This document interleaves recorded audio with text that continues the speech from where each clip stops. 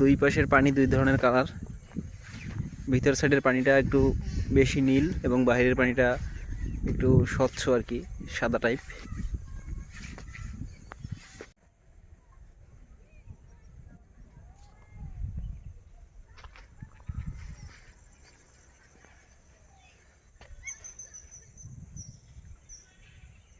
আমরা একটি লেকের কাছে এসেছি।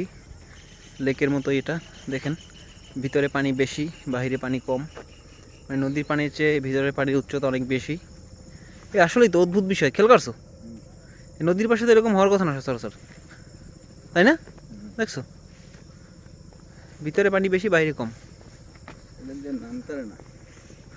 পারে কিন্তু নামতে সময় লাগে আর কি।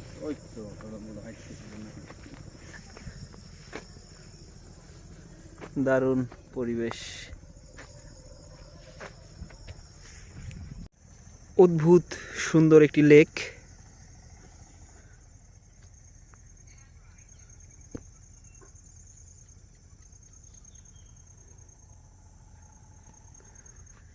কি সুন্দর পানি, পাশেই নদী,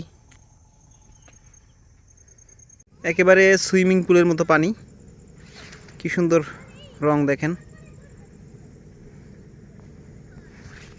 বিশেষ করে এই জায়গাটা। এদিকে নদী, নদীর পানি একটু স্বচ্ছ সাদা। এই রাস্তাটা একটু ঘাস আছে।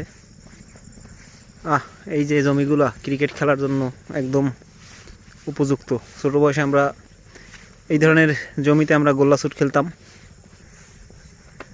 আর একটু বয়স হওয়ার পরে খেলতাম ক্রিকেট, ফুটবল, ডাইল। দারুণ পরিবেশ।